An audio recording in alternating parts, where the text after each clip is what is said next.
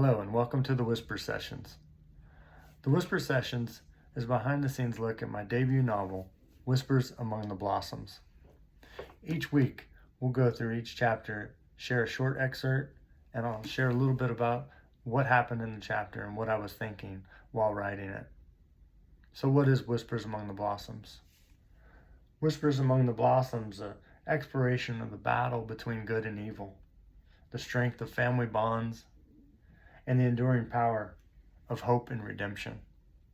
It's set in the backdrop of Modesto, California, in the Central Valley of California, and it's about a child sex trafficking ring and the investigation and ultimate recovery of a young 15-year-old Lily Grace. We'll get more into that as we go, but I thought I'd start this first week off with a short reading from chapter 1. At 11:30 p.m., a confidential informant contacted J.B. Phillips to report a body laying face down in an abandoned almond grove near Crow's Landing Road, near the Tuolumne River. J.B. Phillips, an FBI special agent, made his way between the rows of trees, their withered white blossoms grazing his coat. Above the river, a dense fog hovered, its cold mist penetrating J.B.'s bones as he crouched by the corpse. The valley resonated with the soulful howling of dogs, their cries interweaving with the rustle of leaves, sending chills up J.B.'s spine. He held his hands over his mouth, breathing warm air into his palms, and with each exhale, a white puff momentarily pierced the darkness.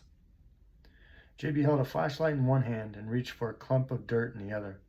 He patiently sifted the dirt through his fist, assessing the barren piece of land.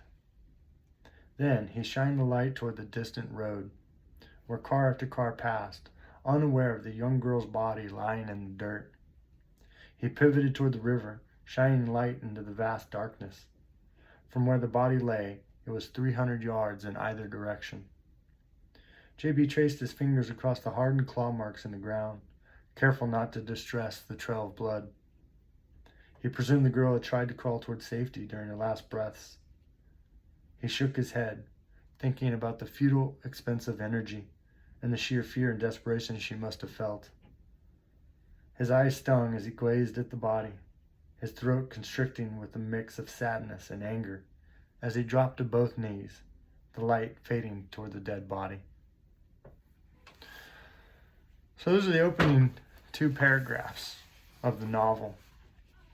What's interesting about this, if you listen to that setting of the scene, there's actually an homage to the late great actor Bill Paxton in the movie Twister.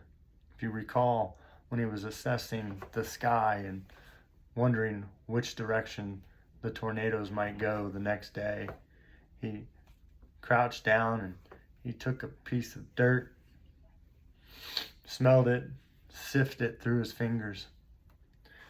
I don't know why, because that movie's got to be over 20 years old, but that scene stayed with me my entire life. And so when I was writing this, and I was writing that J.B.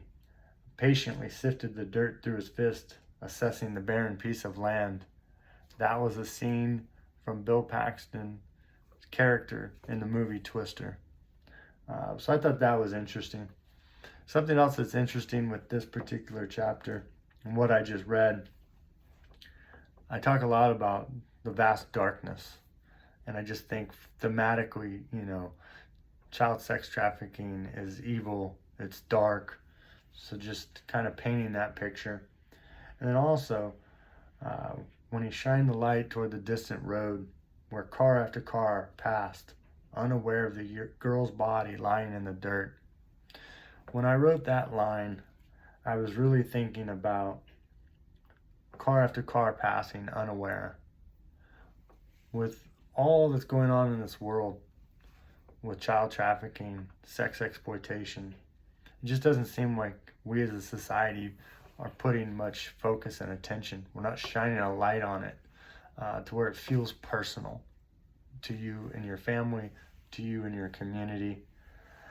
And I think taking a further step back for us and our family, the reason why we wrote this book, and I do say we, but the reason why we wrote this book was because when our twins were about 5 years old, our daughter was almost abducted from a county fair in the Central Valley of California.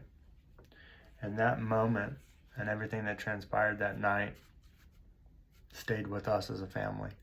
And so this book was really born that evening through that experience. And not, obviously, we were grateful that there was no abduction at the end of the evening, but there could have been. And you fast forward and think through what if.